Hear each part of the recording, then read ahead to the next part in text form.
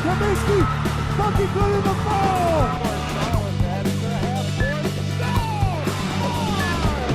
Santel all the way to the basket. Foul. Lays it in for two.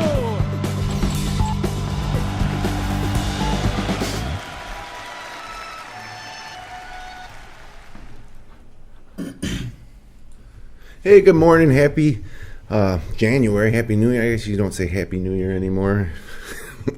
Now that it's January 19th, 2019. We're live up here inside the FingerLakes1.com studios on the third floor of the North Park building in Seneca Falls, New York. I'm Jim Sinacropi, and we got a great episode for you, so we're going to get right to it. Going to try to get it within an hour, but I bet we go a little bit over today. We got Red Jacket Indians in studio from the boys basketball team, the undefeated Red Jacket Indians boys basketball team. Chase Rizzo, Matt Record, Adam Borst, and Travis Hill join me in just a second. We're going to look through the leagues in the Wayne Finger Lakes, specifically the top of the Finger Lakes East, where things got real interesting this week. The Wayne County Girls Leagues, too, is pretty crazy. Big week for the Lions.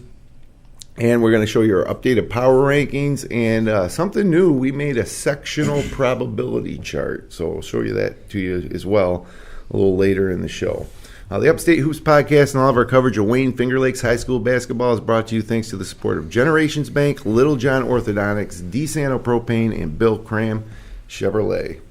So, right here in studio, we got Chase Rizzo. Chase, thanks for making the drive in.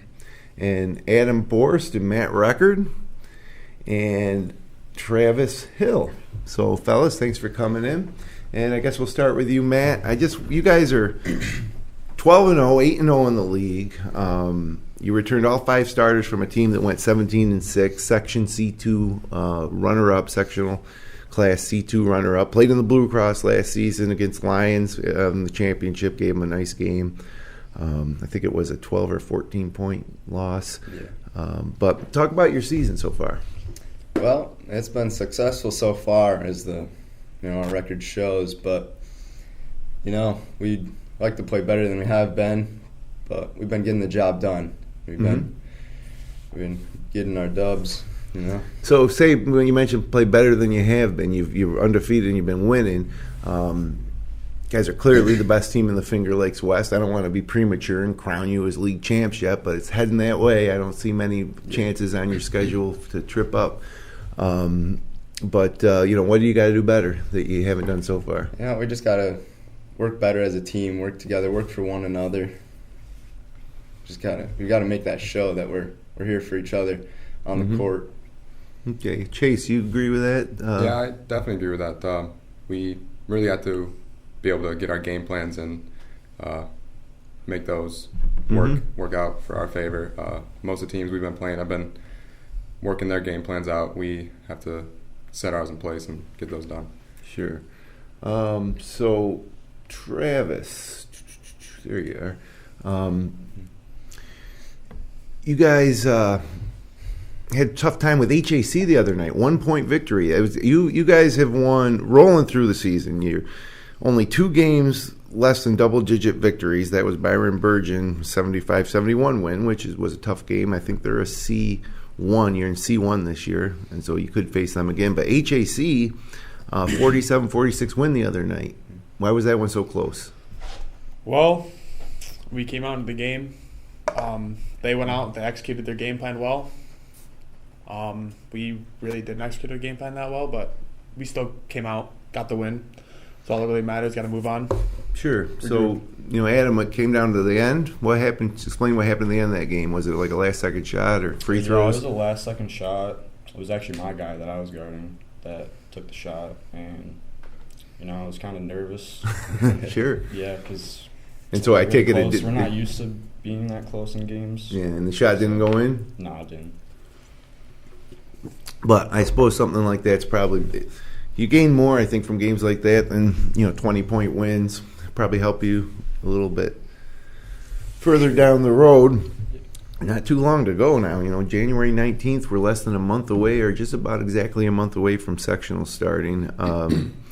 And at Finger Lakes 1, we try to get West teams when we can, but generally we do a lot more Wayne County and Finger Lakes East, just maybe because of geographically where we are, or sometimes in the beginning of the season we look at where the big games are going to be in the leagues.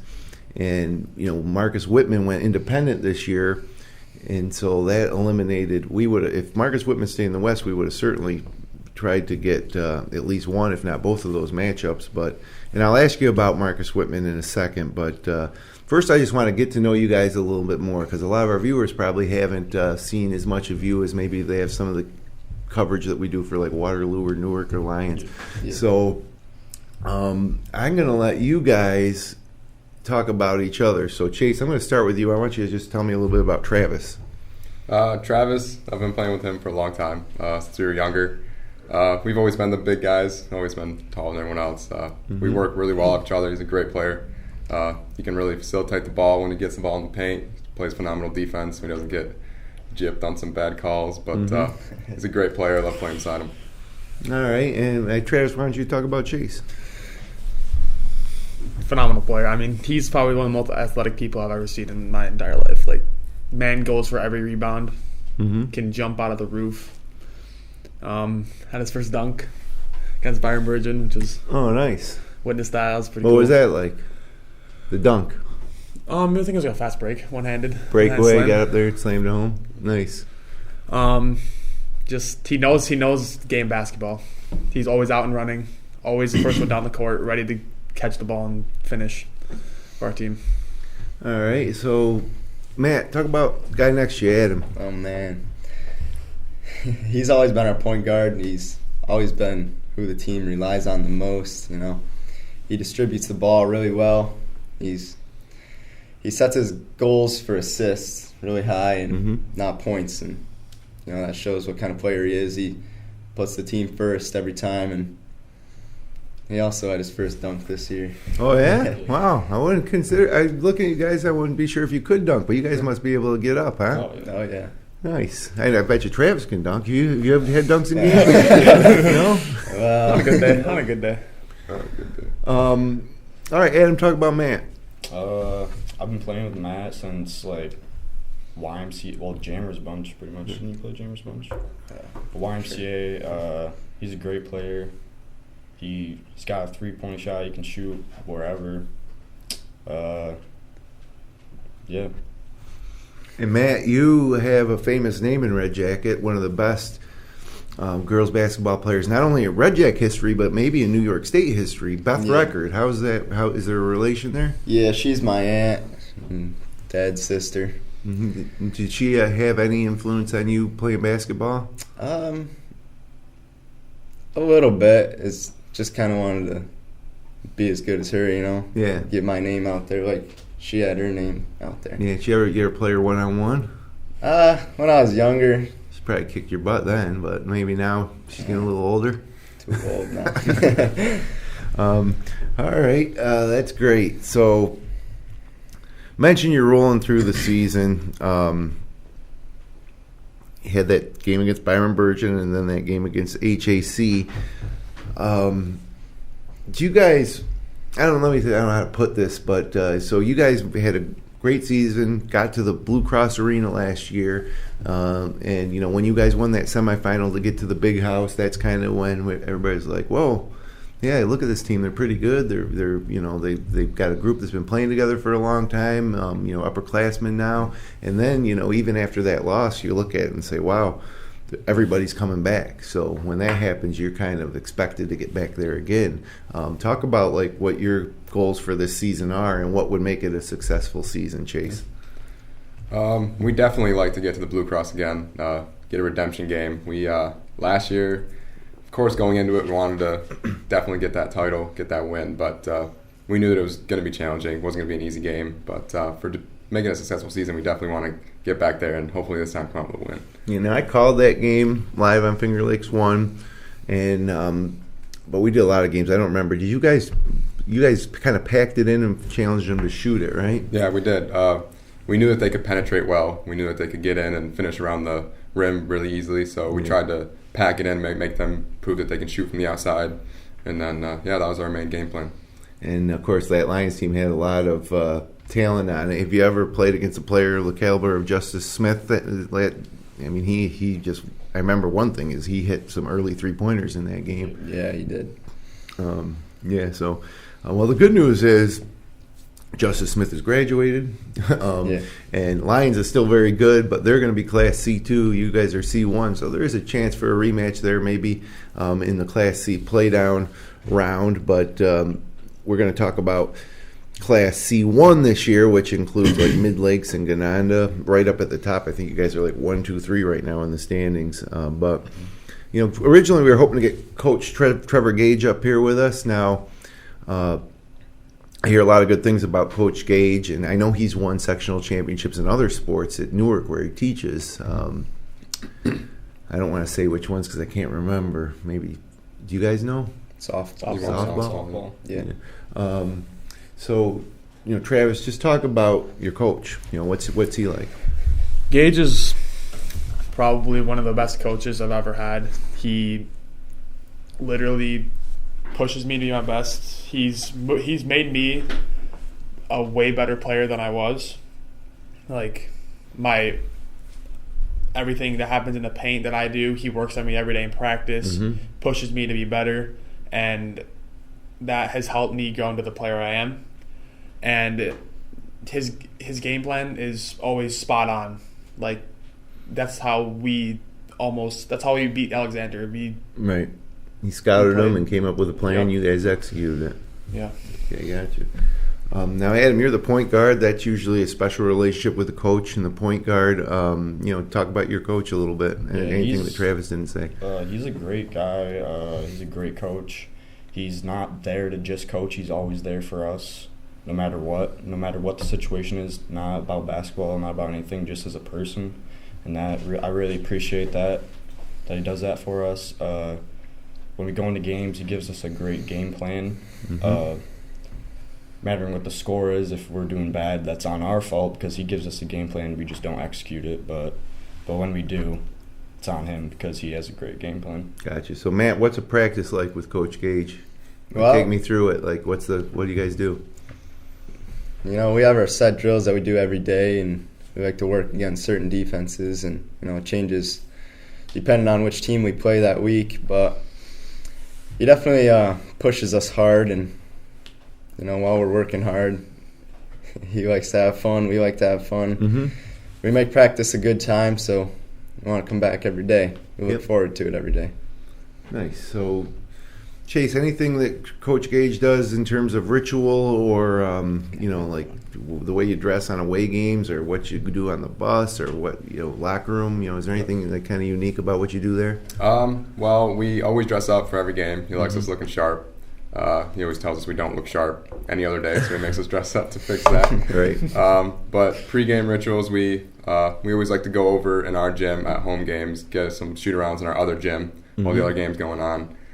Do that, and Gage gets real nervous before games, so he always talks about how he hates warm-ups. He always wants the game to just get going. Yeah, so, right.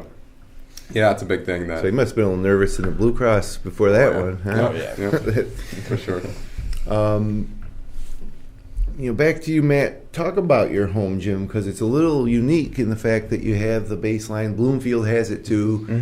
That's a little bit bigger than your gym. But tell us about your gym. Finger Lakes one's going to be there on Thursday night when Bloomfield comes to town. It's going to be a radio broadcast, but we're going to replay it with video later that night. I don't know if you have ever seen how we do that. So that's actually how we did it with your final game of the Blue Cross because we're not allowed to do live video. And then hopefully, since that'll be our first game in your gym, we'll be able to come back and do more in the future. But tell me about the home gym and Red Jacket Indians. Well, playing in our gym it's exciting because we got our student section right in front of the hoop, and during the second half of the game, it's always nice to be able to play, but also see all your friends in the crowd right there, and having the crowd yelling from that side of the hoop and the side of the gym, like the baseline, right? Yeah. So when you guys are you always in the second half playing offense, going towards them? That's every week. Okay. Let's see here. So I want to talk about the Blue Cross Arena a little bit because now, before you guys played in the Blue Cross, did anybody ever go up and watch a game there?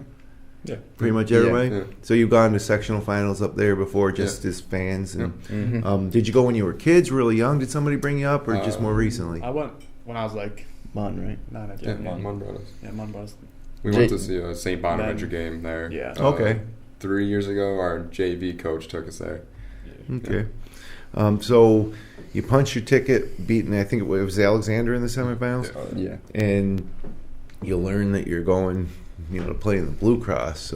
Just talk about some of like the emotions or anticipation. I don't know who wants to take that one. I'll take it. Okay. On the bus ride there, we were all nervous. We were all sitting there talking about how we get to go in the same entrance that higher level college teams walk in the same entrance. We were all nervous and walking down the hallway towards the locker room. We were all jumping around, looking around like we're kids in a candy shop. A lot It was a different. great experience, though. We loved it. Everyone had a blast. Even though we didn't come out with a win, we all made memories that night that we'll never forget. Sure. And the other thing about the Blue Cross is you don't get a chance to, go practice and get used to it. So, Adam or Matt, when that game starts, just talk about how difficult, or maybe it isn't difficult, to get into the flow of things. Like, how different is that than playing in, like, a regular high school gym? Well, the atmosphere is just different because, you got those glass walls and the crowd's so far away. Yeah. You'd think it'd be so much louder because Right. they're getting a lot of people there for the last game. But, it's different. You got to adjust to, how far away the wall is from the hoop, and it's just completely different from one of our little schools' gyms. Yeah, it's the same thing. Yeah, pretty much. The floor was a lot different. The basket seemed a lot different. It was kind of weird, but as the time went on during the game, we got used to it a little better, and all our nerves went away by then, so it was a good time. Well, I got to tell you, one thing, looking at that game, I don't want to say it works both ways. So, like, okay, it's one game, it's in this different place. You were playing a state-ranked team in Lions and a team that really was kind of had state championship aspirations. They didn't get there, but they were talking about it, and they certainly were good enough, I think, to maybe have done that. But then you get in there and, anything can happen. But I guess what I'm trying to say is that I wasn't necessarily giving you guys too much of a chance, even because Lions had been there before. So they were in the sectional final 1 year before at the Blue Cross. So they had that familiarity coming in. And, one of their best teams they've had in a long time. And but you guys gave them a good game for sure. And I guess what the question now, you're going to have experience, and if depending on who you play, they might have experience too. But going back there again this year, if you get there, Travis, is that going to be an advantage, you think? I definitely think that it will. We've already better on the atmosphere, so we already know what it's going to be like, how it's going to feel. So I feel like us going back there 2 years in a row would definitely be an advantage towards us.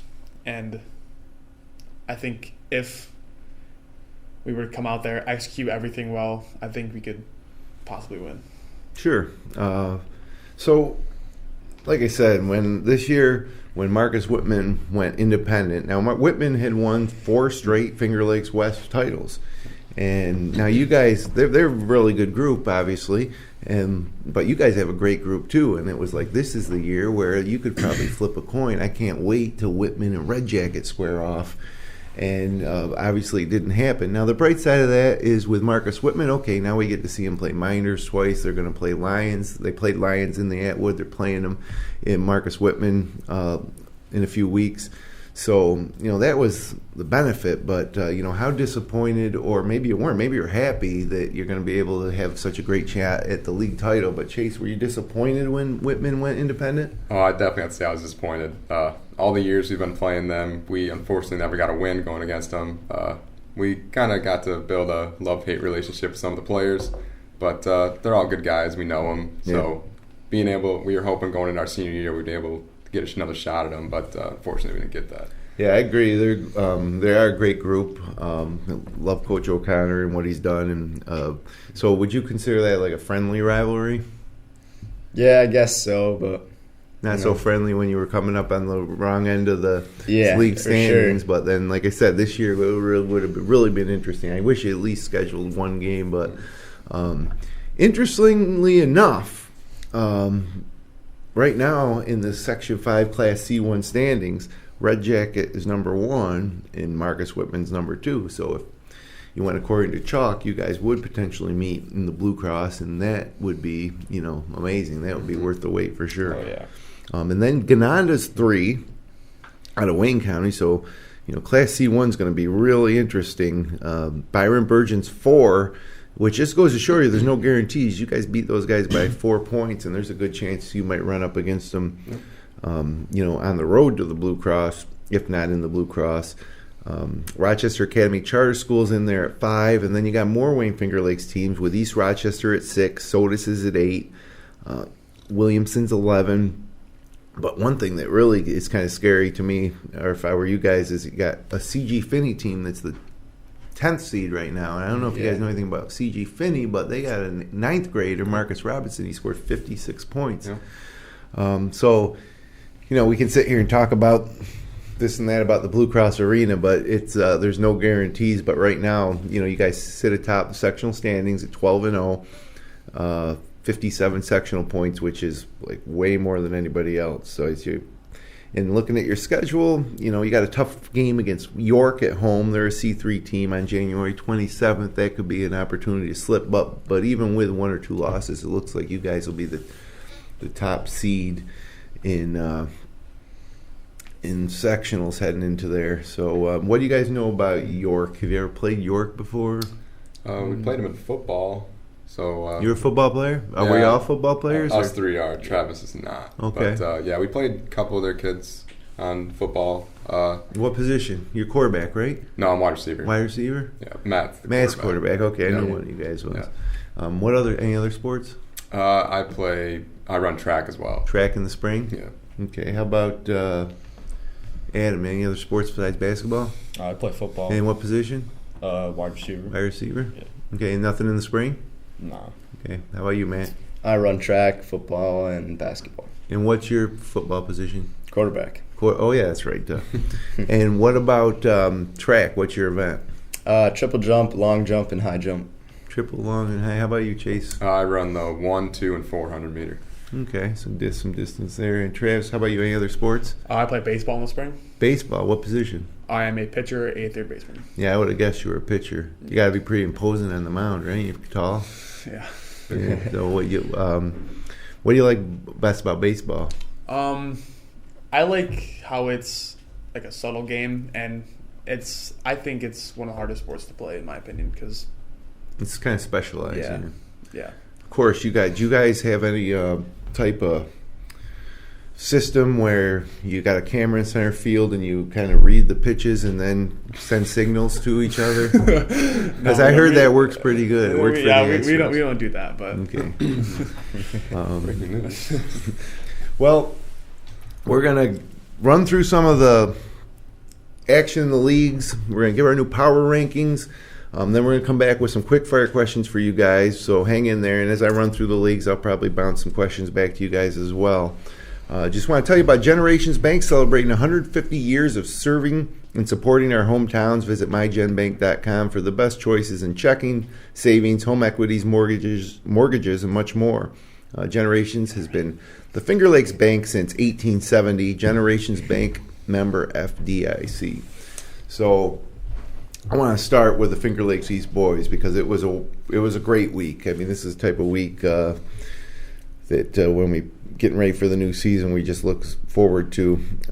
Big week at the top of the league standings as we had Newark and Waterloo squaring off. In Waterloo, a rematch of the opening night game that Newark won at home against Waterloo. And then on Friday, Waterloo went to Geneva to take on Geneva, and everybody trying to keep pace with the Wayne Eagles. So heading into those games, early in the week, you saw Penn Yan defeat World of Inquiry, behind 24 points for Mason Coover. And Penn Yan is, I think, better than people had anticipated. And again, Class B2, with Minders. Right now they're the 4 seed. So Penn Yan flying a little bit under the radar. I think we might have undervalued Penn Yan just a little bit. Minders on Monday night did a boys-girls doubleheader with South Seneca and Seneca Falls. The boys won 77-47. Troy Cabot had 20. Jared King had 17. Bloomfield went at Mid-Lakes. Mid-Lakes wins 55-53. Kyle McCann had 21 points. And I mentioned Penn Yan. They almost played spoiler as Geneva went down to Yates County to take on the Mustangs. And Geneva pulls off a 2-point victory. So, we're talking about Geneva as one of the top teams in the Wayne Finger Lakes. And Penn Yan almost had them. So a nice win for Geneva, but another one of those games that's, I think, bringing a little more attention to Penn Yan. Now, that Bloomfield Mid-Lakes game, guys, would you root for Bloomfield in that type of situation where you got a league team playing out against a crossover against another one? Like, how much league pride do you have? Because, let's be honest, and it's mainly due to school size, but like the Finger Lakes East, bigger schools generally going to be better teams than the Finger Lakes West, although we've really seen some great Finger Lakes West teams. This group of Whitman teams, your team, Naples a few years ago had an undefeated regular season. Mm-hmm. Do you have any league pride, or what do you think about that, Matt? Yeah, well, it'd be cool to see Bloomfield beat them, but at the same time, you never mind seeing one of your rivals lose. Yeah, for sure. All right. So we were really excited Finger Lakes won because we had 2 games this week on live on Finger Lakes 1. The first one I was able to call with Kevin Korzaneski, Newark at Waterloo, and it was an impressive win for Waterloo. Julian Ruiz had 25 points to lead the way as Waterloo picked up a 7-point win. And that was big because Waterloo and Newark were basically neck to neck. And the way we kind of framed it was the winner of that team was still in the league race. The loser probably not, as they dropped 3 games behind league leader Wayne and have 2 teams in between them in Geneva and now Waterloo. So that was a tough loss for Newark for sure. And I was just kind of, if Newark looking to get better as the season goes on, they really struggled with the Waterloo full court pressure that game. And so they just need to get a little bit better guard play heading forward. But as it stands, that loss pretty much eliminated Newark from league title hopes. The funny thing is, moving further on in the week in the Finger Lakes East, talk about Penn Yan almost beating Geneva. Then they go to Palmac, and Palmac comes out with a 45-44 win against Penn Yan. So Paul Goodness had 17 there for Palmac, and of course Palmac B1, Penn Yan B2. Newark bounced back with a win at Mid-Lake, 74-53, and then Minders went on the road to Wayne and lost 59-48. Tyler Reynolds had 16, Mason Blankenberg and Eli Schichtel had 14 each. For Minders, Troy Cabot had 20, Nick Jones with 9. And I was talking to Coach Bill Thompson after that game, and he said that he was really impressed with this young Minders team and the way they just never gave up. They just kept coming back at him. So I think that Coach Pat Prain's Blue Devils getting better every game too. And again, they're Class B2 with Penn Yan. So then probably the biggest game of the year so far was in Geneva. Now this hot Waterloo team just beats Newark. Now they're heading to Geneva to the Panther Den. It was one of those games that they're going to have to cut off the gate, the attendance, the entry at some point for fire code reasons, and it was just a great atmosphere. And the game really didn't deliver in terms of excitement or closeness. Waterloo actually led in the second quarter. Geneva went on an 8-point halftime lead and then kind of pulled away in the third quarter. Devin Martin had a sick alley-oop dunk. And it was a big win. So I think I felt like Geneva had a statement win last week against Newark. I think this was another statement win for Geneva. Is now, mathematically Waterloo and Newark still within reach of Wayne. They're all going to play each other again in the second half, but it's shaping up to be a Geneva Wayne battle at the top of the Finger Lakes East for the league crown. And next Friday night, Geneva's at Wayne, and that's a game you can listen to on Finger Lakes One Radio with Paul Russo and Nick Felice with the call there.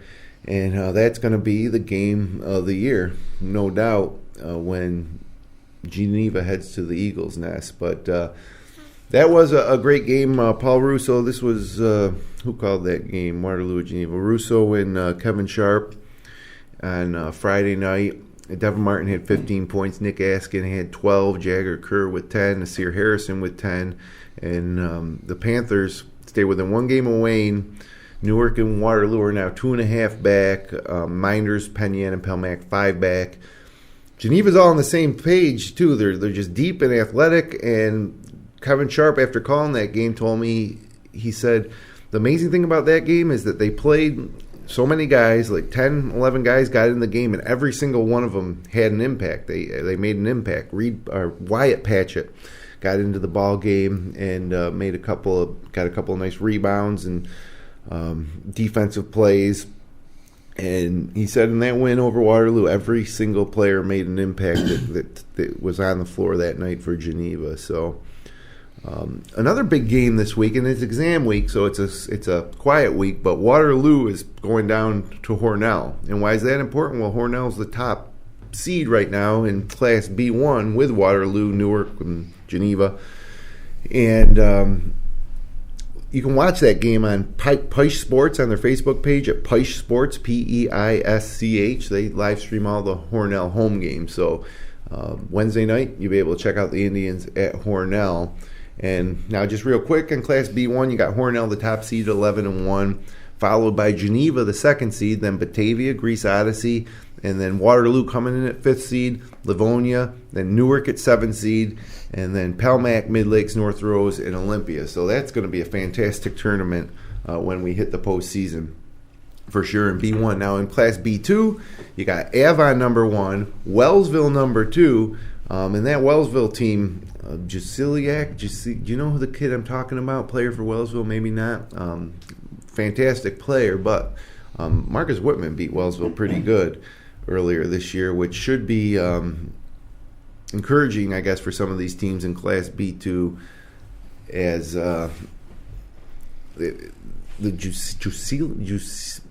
can't say his name, can't remember his name off the top of my head. But anyways, it goes Avon, Wellsville, Bath, Haverling, and then Penn Yan at 4, Leroy at 5, Minders at 6. And so just the two Finger Lakes East teams in Penn Yan and Minders in B2, both with an excellent chance to get to the Blue Cross Arena, if not win a sectional title, despite the fact that they are relatively struggling in their league right now. And that's why they're the smaller teams in the Finger Lakes East. And so hopefully that will prepare them for sectionals. Now, only one other team in Finger Lakes East, and they're in Class A2. That would be Wayne. Right now they're the 2 seed. Of course, Wayne won sectional titles 2 of the last 3 years in A2, which is super impressive. Last year, though, they lost in the semifinals to an East team that has almost everybody back. East is the number 1 seed, and while this Wayne group would love to get back to the sectional final, if East is waiting there for them, that'll be a really tough challenge. And this A2 is tough. You got North Star Christian at number 3 right now, School of the Arts at 4, Pitt Sutherland at 5. But Wayne plays a really tough schedule, and they can play with any of these teams. I think the East, though, is the juggernaut in A2. So I'll kick it over to the Finger Lakes West real quick. I already talked with the boys here about the West a little bit. South Seneca beat Romulus earlier this week in a rivalry game, 59-47 at the Jack Guyan Arena. Mentioned that Red Jacket 1-point win on the road at HAC, 47-46. And then last night in the game you heard on FingerLakes1.com, Honeoye beat Bloomfield in the Bomber Barn. I don't have that score for you, but Honeoye won. You can listen to the replay of that game. The link's on the front page of Finger Lakes 1. So Red Jacket now is up 2.5 games on Bloomfield. They would be 3.5 on Bloomfield, 3 on Honeoye, or 2.5 on Honeoye. Honeoye currently the number 5 seed in D1. They're the only Wayne Finger Lakes team in D1. and they certainly have a chance. Now they're playing. You guys played Honeywell yet? Yeah. Yes. And which one you had to guard the girls that were on the team? Because that team they have no girls team, so they let Gabby Trippy and a couple other girls are now on the girls team. Do they see the floor against you guys? Yeah, they did. The fourth quarter they started playing. Yeah, and it's they're obviously good players, but is it difficult to play against a girl in an official? And I'm not talking just pickup game. This is an official game. Yeah.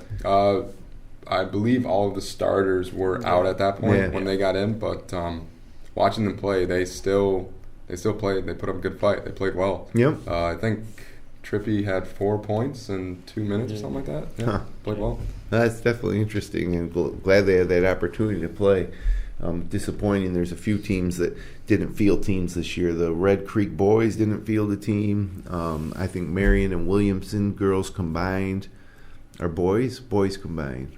Anyways, and then the Honeywell girls don't have a team this year. So, and then as I mentioned, the Finger Lakes West Thursday night, Bloomfield at Red Jacket, 7:30 p.m. Nate Sharman, Jason Hunt on the call, and then we'll bring you the full video of that game probably around 10:30, 10:45. We'll stream it live on Finger Lakes 1. So let's move to the Wayne County boys. Gananda still just one game back in the lost column of the standings. We're handing this whole league to Lions, and they did beat Gananda pretty good in Gananda. But Gananda will come back to Lions with a chance to pull an upset and grab a share of that league title if they can continue to beat other teams as well. That game's on January 31st in Lions. Some action from Wayne County this week. Dundee beat Sodus in Dundee, so there's another West opponent a year stepping out, getting a win, hosting Sodus. Palmac at North Rose Wolcott. Palmac with a 49-38 win, so some crossovers there. Rochester Academy Charter School fell at Clyde Savannah 65-59, so that's a team that's in your classification, losing to Clyde. Gananda beat Sodus in Sodus 61-52. Williamson beat East Rochester in Williamson. Cody Bland with 18.6 rebounds. Patsy Catalano, 16 points. I like that name. Patsy Catalano. So Clyde beat North Rose Wolcott. That's a little neighborly rivalry game there, 48-38. And then Lions went to Sodus, a place that sometimes gives them trouble, and they did come out with a 13-point win, 64-51. Benji Kemp with 24 points. That's a season high for him. Amir James, 17. And J.C. Walker with 10. For Sodus, John Malsani led the way with 14. Then Gananda goes to Williamson. And again, remember, Williamson just beat ER, but Gananda gets the win 57-43. It was Coach Jeff Thompson's 300th career win as a head coach. So, Coach Thompson, congratulations. That's a big mark. They make a big deal when you win 200. Now you've won 300. That's a lot of wins. And that's a coach and a team that you guys might see down the road. You scout any of these other teams that are in your classification? Like, did you see Gananda play yet this year? Not this year, no. We have not. Scrimmage from last year, though. But a couple of good guards, and there's a pretty decent chance you might meet them in the postseason for sure. So real quick, Whitman, we mentioned not in the league, but we got to tell you what they did because they had a nice week. So they hosted Wellsville and won 63-41. So impressive win for sure. Jordan Lehue, 26.6 assists. Noah Hildreth, 13 points, 5 assists. And then they went on the road at World of Inquiry, another nice win, 8-point win, 64-56. Aiden Royston with 13, Jordan Lehue, 11 points, 10 rebounds. Ryan Harrod, 11 points, 10 rebounds. Liam Prendergrass, 10 points, 12 rebounds. So, Travis, a lot of these kids on Marcus Whitman from playing them over the years. Some, yeah. Just talk a little bit about Whitman and what has made them successful the past couple of years. They're well coached. They move off the ball very well. They have one very set offense that works every time. But they all work together. They play as a team. Well coached, like I said. Yep. And they have a pretty good bench. Yeah, they're deep. They're definitely deep. It's a nice program they got going there. Chase, anything you want to say about any of those kids at Whitman? Yeah, I know a lot of them from just playing them in the years. Played a couple of them AU against them with them sometimes. But their defense is just killer. They're scrappy. You drive the lane, they'll pick it out. You got to be strong with the ball. But, they make their living. Yep, absolutely. So, kick it over to the girls, but first got to tell you about Littlejohn Orthodontics. Dr. Rod Littlejohn and Dr. Liz Barbie are proud to support our area high school athletes. Check out Dr. Rod and Dr. Liz online at littlejohnortho.com. So let's go Finger Lakes East girls. After last week's big win for Pelmac versus Waterloo, they go down to Penn Yan, and Penn Yan gets a pretty comfortable 51-39 win. So that would kind of send shockwaves through the Finger Lakes East Girls League. Jody Decker, 17 points. Jenna Kerbo, 11 points and 10 rebounds. And so Waterloo, Mid-Lakes, and Minders each picked up 2 wins this week. And those 2 wins were really big for Minders. Really young Minders team that a lot of people were kind of riding off this year, but they're hanging in there. And those 2 wins, one of them against Wayne, huge for sectional points. And so now Pelmac at 7-1 has a half-game lead over Waterloo in the standings, who's at 6-1. Mid-Lakes is a game and a half back at 6-1. They're another team that got off to a little bit of a slow start, but they're just a game and a half back. Kara Walker's playing great, and after losing Elena Forbes and Macy Kisner and company, they're still kind of coming together, but improving every day. Minders, 4th place, just 2.5 back at 4-3. So it was a really nice week for Minders. One of them was an out-of-league win, and one of them was a win against Wayne, league opponent, obviously. So sectional girls, B1, Waterloo's the top seed.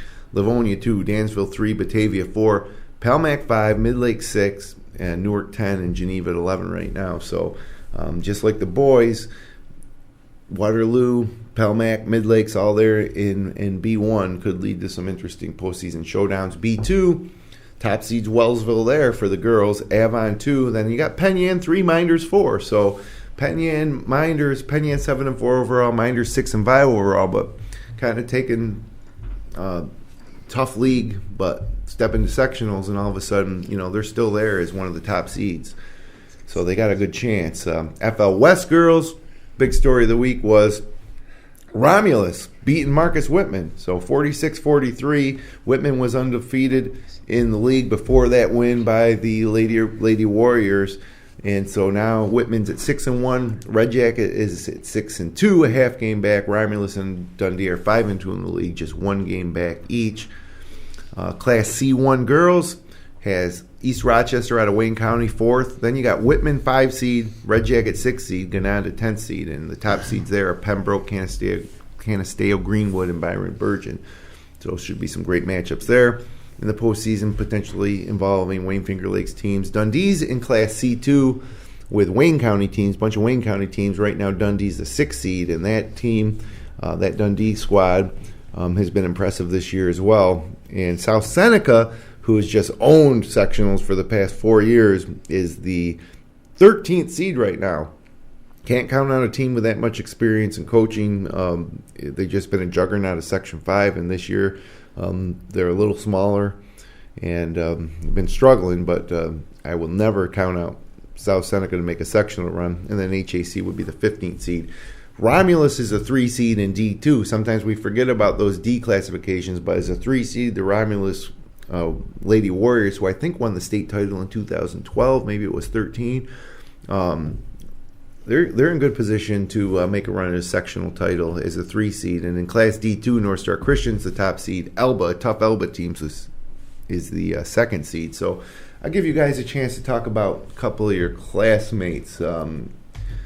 Adam or Matt, talk about the girls team, the Red Jacket girls team. You lost Sarah Van Aken, probably one of the best athletes in your school history, a state pentathlon champion, right? I had her up in the studio this summer, actually, and talked to her about that. But talk about, the Red Jacket Lady Indians. You don't get to see them a lot because they usually play the same days. They've had a few games at the same time we have. But they're a good team. They got some height. They got some athletes, but they're really battling in the league this year. They got some good competition and fighting for a good seed.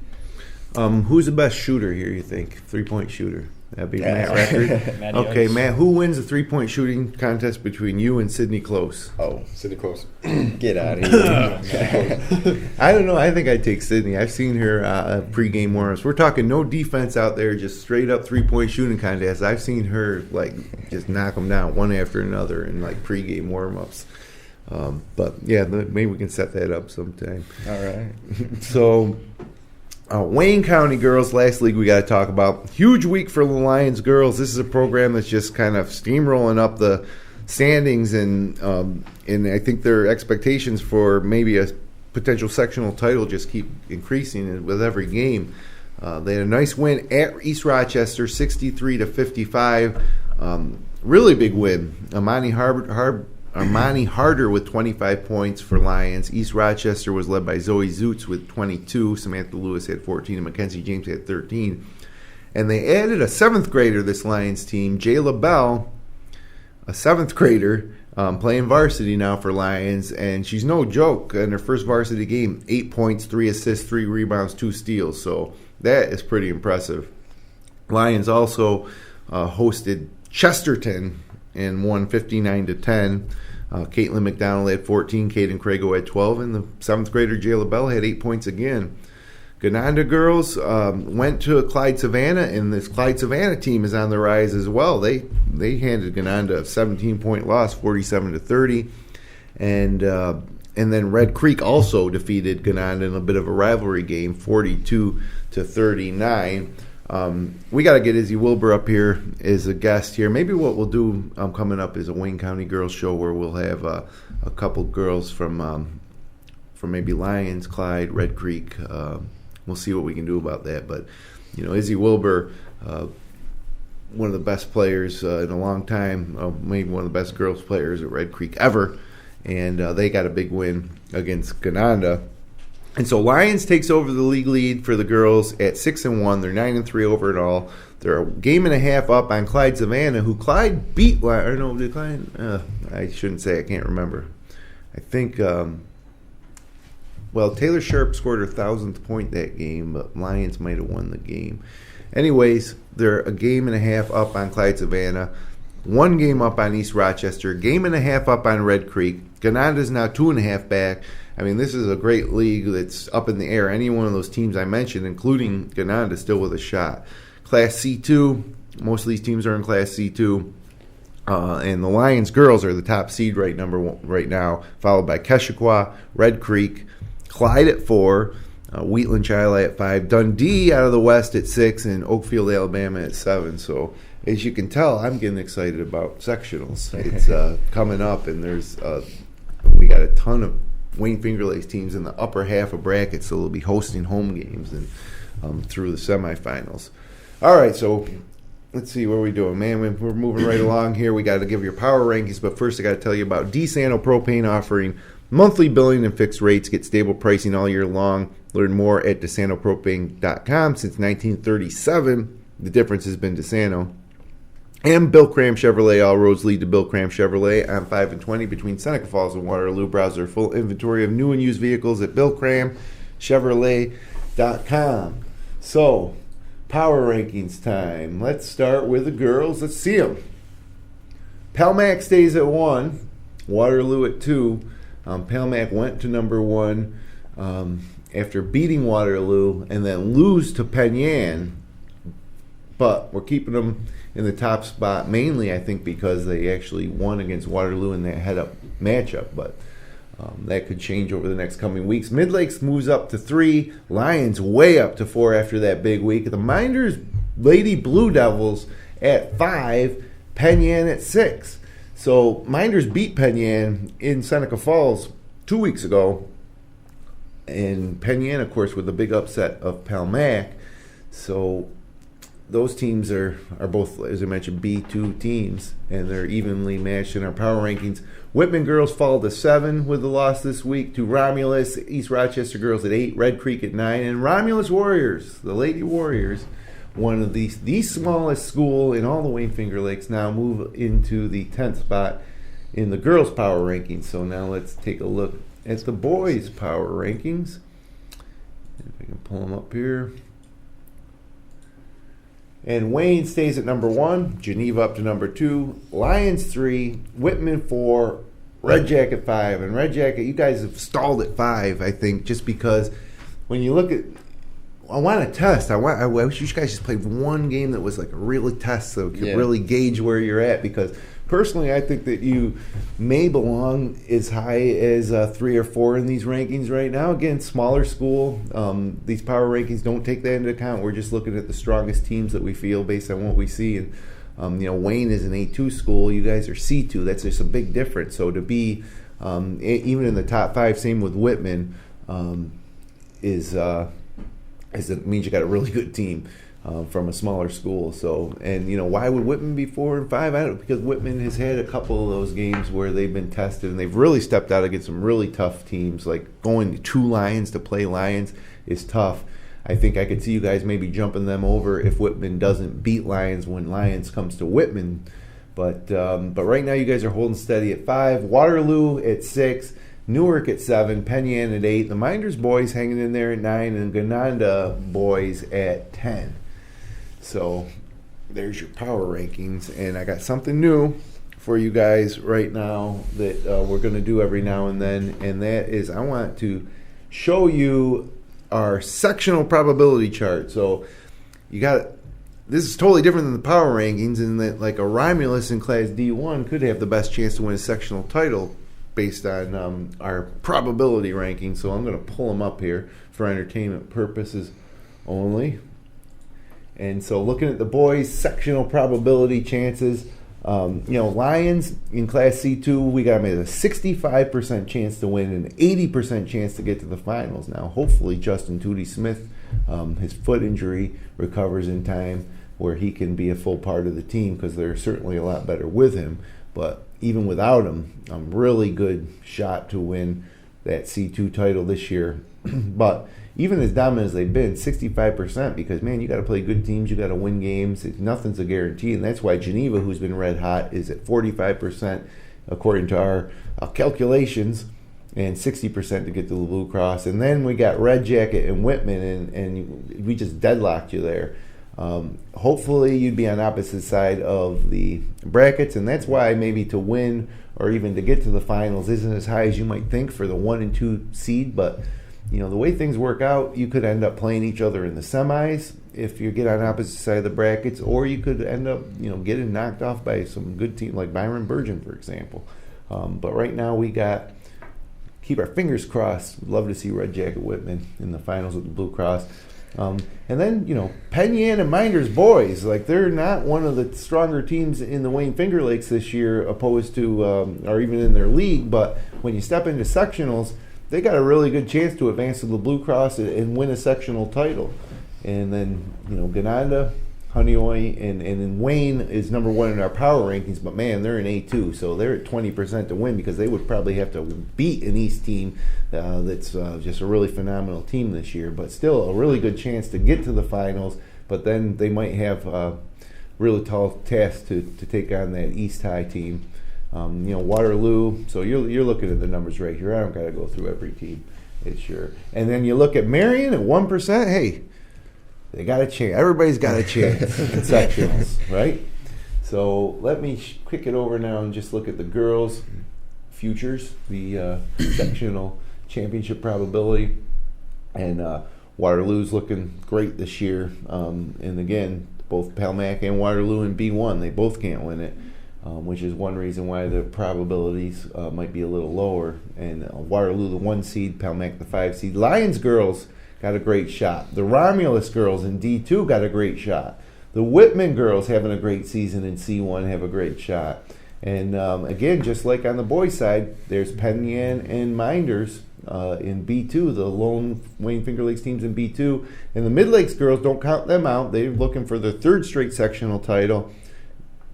And then some of these Wayne County teams got really good shots. So we'll revisit that every now and then here on the podcast, the new probability charts. So Finger Lakes 1 coverage note, Thursday night, Bloomfield at Red Jacket, 7:30 p.m. 7:25 actually is when we get on the air if all things go well with the JV game. Nate Sharman, Jason Hunt on the call there on Finger Lakes 1 Radio, about 10:30, 10:45, video replay of that game. And Jesus, that's the only game we have this week. And the very next night, huge game, Geneva at Wayne at 7:30, and then it'll be Paul Russo and Nick Felice on the call. I'd love to get a video replay of that one too. Right now we don't have a cameraman scheduled to go out there with those guys, but that will be probably our highest rated radio broadcast of the year. Then moving forward next week, Monday, January 27th, we're going to have another radio broadcast, Romulus at Clyde Savannah at 7:30. Wednesday, the 29th, we're back with a full broadcast for the Mid-Lakes girls at the Waterloo girls. Dave Barnick and Michael Alessio on the call. And then Friday, the 31st, is that second leg of that Minders Waterloo boys-girls doubleheader we do every year. This time in Waterloo, Dave Barnick and Michael Alessio are going to have the call there. And then moving ahead even a little further, Tuesday, February 4th, that's the full broadcast of the Lions Marcus Whitman game in Marcus Whitman. That's going to be awesome. I'm calling that game along with Kevin Sharp. We might even have former Lions coach Zach Young sit in for our first three-man booth of the year. And I'm not going to go any further. That's the upcoming broadcast that we have. So thanks for bearing with me, fellas, while I've just spent a lot of time talking. Yeah. But I'm going to go back to you guys with some quick-fire questions. This is my favorite part of the show. I'm going to hit you up. You're going to answer it. We're going to move past it. Once in a while, there will be some things that we might want to stop and discuss. So let's do it. And if you're watching this on Time Warner channel, whatever channel it is, 1306 or something like that, we're going to probably cut off in a couple minutes as we're getting close to an hour here. But other than somebody on Red Jacket, Travis, who's the best player in the Finger Lakes West? I don't know. And Whitman doesn't count because they're not in the Finger Lakes West anymore. So you can't name a Whitman player. These are quick fire questions. I think. I'll skip you. Let's go to these guys. Matt or Adam, best player. And sometimes it's the best player that you guard, so maybe the best point guard for you, Adam. Who is it? Lions. Lions is Finger Lake West, right? No, Wayne County Lions. Oh, okay. I don't know. It's hard to tell. There's a lot of good kids out there. How about you, Matt? You got an answer for that one? Best player in the Finger Lakes West besides anybody in Red Jacket?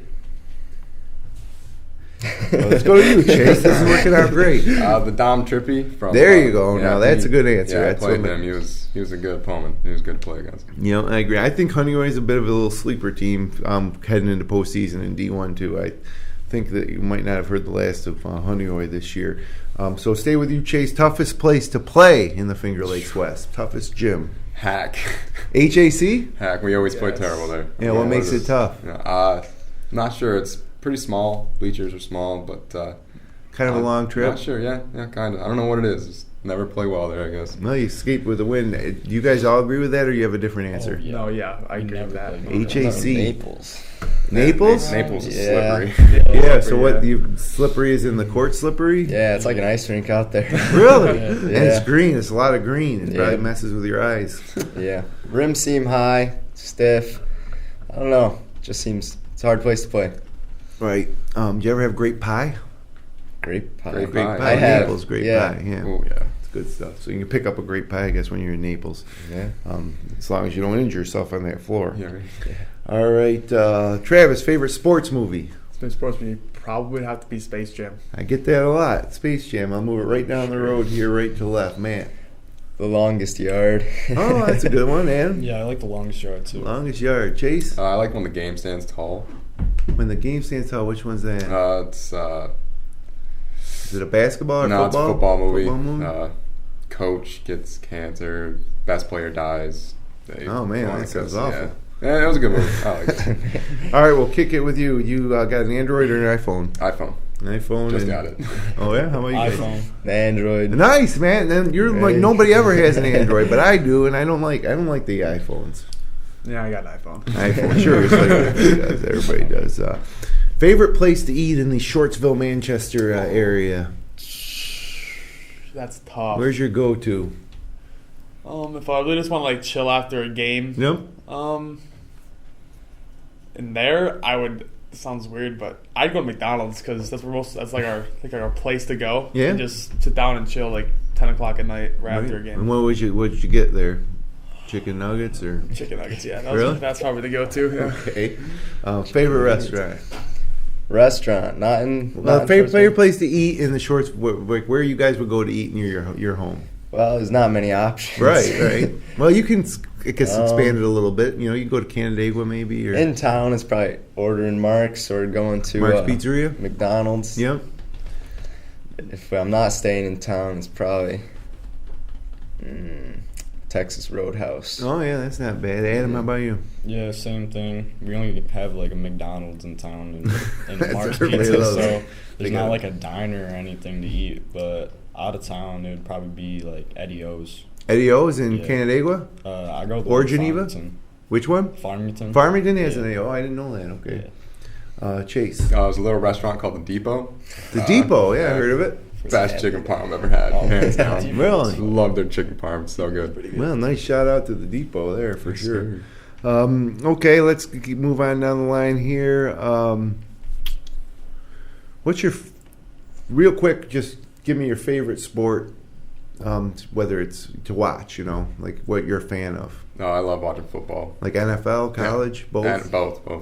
Okay, how about you guys? I like watching college basketball. There you I go. think it's really intense. So. It is Basketball for sure. NBA, college, Both. And Travis, No, definitely college basketball. college basketball. Now, as a baseball player, do you follow Major League Baseball? Oh, yeah. I watch that sometimes. Okay, who's your team? The Red Sox. Reds. Oh boy, wow, yikes. Get them on the You guys, favorite college basketball team? Syracuse. Nice. That's great. Some people come in here and try to say Duke, and that doesn't make sense to me. Syracuse is just up the road. How about, say, you guys again, favorite NBA team? The Miami Heat. The Heat? I don't really have a favorite NBA team. Yeah, me neither. Me neither. No NBA, No, Travis? I'm a Los Angeles Clippers fan. So Clippers? As of how long? I've been a fan for them A for a year. while, actually. Really? That's what he says. All right. Let's see.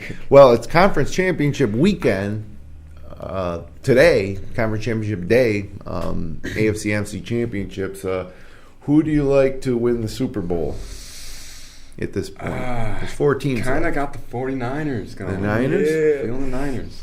How about you guys? Yeah, I'm going with the Niners, but Green Bay is looking good too. So What do you think?